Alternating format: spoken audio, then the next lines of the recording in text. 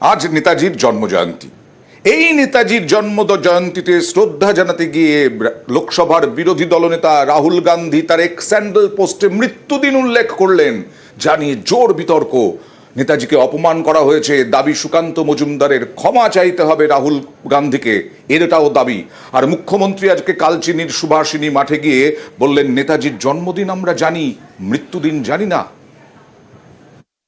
নেতাজি সুভাষচন্দ্র বসু ওনার জন্মদিন আমরা জানি, কিন্তু আমরা মৃত্যুদিন জানি না। 23শে জানুয়ারি নেতাজি সুভাষচন্দ্র বসুর জন্মদিন। তাঁর অন্তর্ধান রহস্যের আজও সমাধান হয়নি।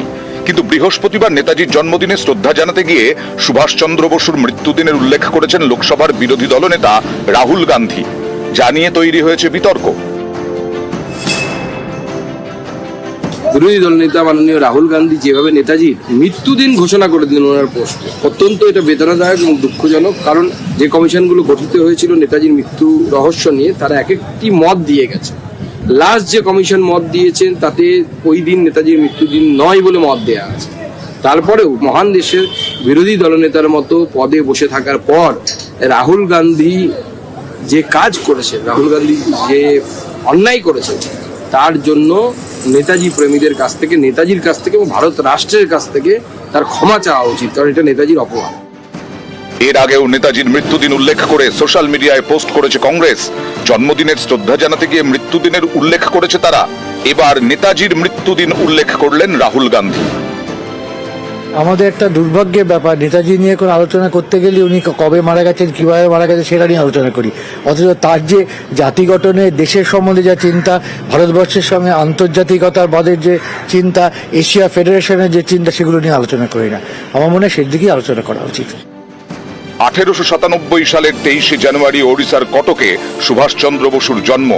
বৃহস্পতিবার আলিপুরদুয়ারের কালচিনিতে নেতাজির 128তম জন্মজয়ন্তী পালন করেন মুখ্যমন্ত্রী মমতা বন্দ্যোপাধ্যায়।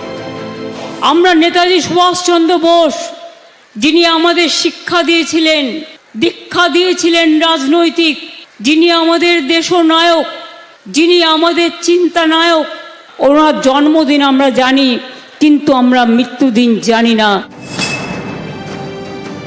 প্ল্যানিং কমিশন তৈরি করেছিলেন নেতাজি সুভাষচন্দ্র বোস, সেটা এখন তুলে দেওয়া হয়েছে। জয় হিন্দ স্লোগান, এই স্লোগানটি কার লেখা? নেতাজি সুভাষচন্দ্র বোস। আমরা জয় হিন্দ বাহিনী গড়ে তুলেছি। আলিপুর মিউজিয়ামে যে কুঠুরিতে তিনি থাকতেন সেটা রেস্টোর করে আমরা খুলে দিয়েছি জনগণের জন্য। নেতাজির অন্তর্ধানের রহস্য নিয়ে রাজ্যের কাছে 64টা ফাইল ছিল, সেই 64টা ফাইল আমরা কিন্তু পাবলিকের দেখার জন্য দিয়েছি। নেতাজি সুভাষচন্দ্র বসু জাতীয় নেতা। আজ পর্যন্ত সরকার, government of India national holiday declare করেনি। আমাদের স্টেট হলিডে আছে এবং থাকবে। पूरा देश श्रद्धापूर्वक उन्हें याद कर रहा है। मैं नेताजी सुभाष बाबू को श्रद्धापूर्वक नमन करता हूं। इस वर्ष के पराक्रम दिवस का भव्य उत्सव नेताजी की जन्मभूमि पर हो रहा है। নিউজ 18 বাংলা।